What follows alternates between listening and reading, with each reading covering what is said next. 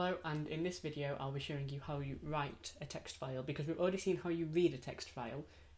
To write it is slightly different. So we've got the same basic text file set up here with the 4 lines in, and we're just going to read this and then write it into a different text file. Now that is not usually what you'd want to do this with, however this is just to explain how you actually will go about writing a text file. So we're going to call an input, which is going to be the file which we're fetching, which is text.txt.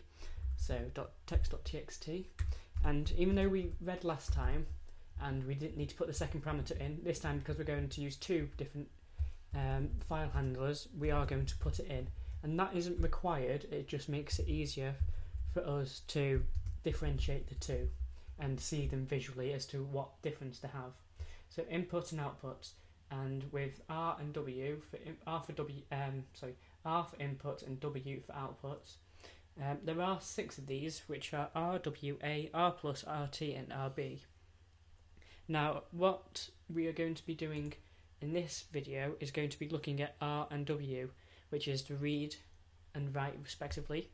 But the A is for append, R plus is to read and write, but that one is not really recommended that you use it, because what that will do is it will make it so that it's more likely or it's more possible for something to go wrong. For example, if you were to output to a file instead of to the screen, for example, then that will completely wipe out that file and start it again, and you'll lose all the data that was within it. And then there's RT and RB, which is to read text and to read binary respectively as well. But we'll be focusing on just R and W for read and write. So after we've opened the 2 files, now one of them you'll notice doesn't actually exist. If we go over to our file area and we refresh this, you'll see that it is not actually in this area, and that means that we're going to create it when we write to a file that doesn't exist. It just creates the file. If we write to a file that does exist, then it wipes out all the data that was in it and recreates that file. And that is why people use append, because it adds to the end of the file, which is to use the letter A as the second parameter. So now we're just going to set this up the same way we had the last one set up. So for line in file, in input, and then we're just going to do print, and we're going to print line, and then we're going to do end equals, and then the blank. Now if we run this, you'll see that we get the 4 lines, and if we refresh over here, we get a new .txt opened. If we open that file, there's nothing actually in here. And the reason for that is because we're printing this to the screen. To not print it to the screen, we need to add another parameter, which is file is equal to output. And that tells it that we want to save it to a file.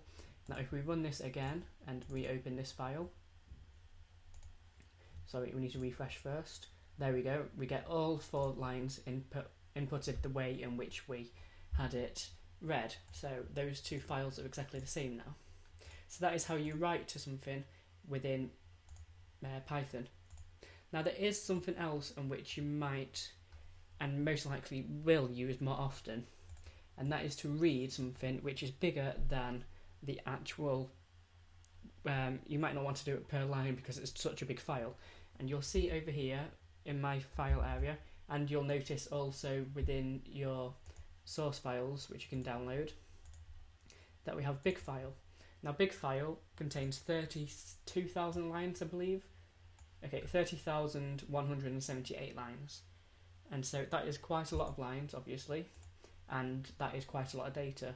It amounts to it being 9.3 million bytes, which is a considerable amount for just a text file. And all this data is just nothing really. It doesn't matter as such. But what we can do with this is we can read it in chunks bigger than just 1 line, because if we read it line by line, it would take forever to read it. So what we can do is we can set it up to be read based on a buffer. So if we just do buffer size, and I'll make that 100,000, and then we do an inp file, and have that as open, and we open, it's called bigfile.txt, and we want to read that big file, and we have the output, I should call that input, sorry, to output, and we're going to have that open new bigfile.txt, and that's going to be write. Now what I'm going to do here is I'm not going to have it write all 9 million and 9.3 million bytes. I'm going to have it write the first 500,000, for example, or actually first million bytes. And so what we will do here is I'll do buffer limit is equal to 1 million. And so we can now create a while loop, because unfortunately a for loop won't work because we have to give it a condition.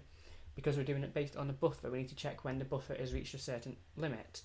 And so what we're going to do here is we're just going to create use the while loop on the buffer which we need to create, which is going to contain input.read, and then we're going to call it buffer size. So that will read the first 100,000 bytes, and we're going to have a length of buffer is what we use if we go all the way to 0. So we're not going to use that. What we're going to use is buffer limit is greater than 0, and then whenever we go through this loop we'll do buffer limit minus buffer is equal to buffer limit minus buffer size. So what that will do is make it so that it goes from 1 million and works its way down to 0. Once it's reached 0, then it will stop at that and it won't write any more lines. So we now need to do output.write buffer, and then we need to print, and we'll just print a full stop just so we can see if something's actually happening, and then we'll just put the end of this is equal to just a blank line or blank space so we don't skip lines.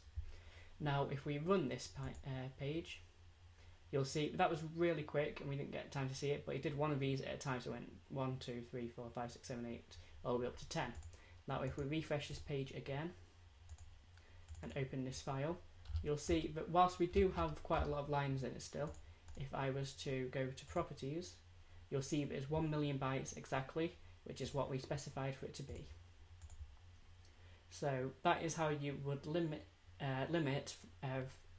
reading and writing based on a buffer. And like I said, if you wanted to do this all the way until it was at the beginning, so it's an exact replica, then we just create a buffer, do it while length is equal to buffer, and we can delete this line and run that again, and now this file has changed. If we refresh this and get the properties again, then what we can see is that it's now, oh, that's not right. Okay, that appears to have added it onto the end of the previous file. That's perfectly fine. I'm not too sure why it's done it, because we haven't told it to append.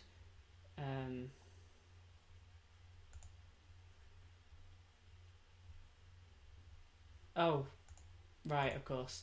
Right, the reason why it's done that is because we've got it in an infinite loop.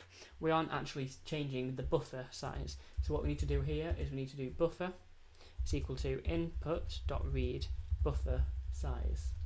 So that is currently within an infinite loop, so we should probably stop that. And if we run this again, you'll see that that is now no longer running. The stop button there is now no longer there. And if we refresh this again, and then look at the properties, you'll see that it's 9.3 million bytes, which is exactly the same as the previous one. So what we had to do there, which I forgot to do, is to tell the buffer again to decrease in size. And the reason why we're doing that is because the value is going to change slightly based on what we have already read. So thank you for watching, and I will see you in the next video.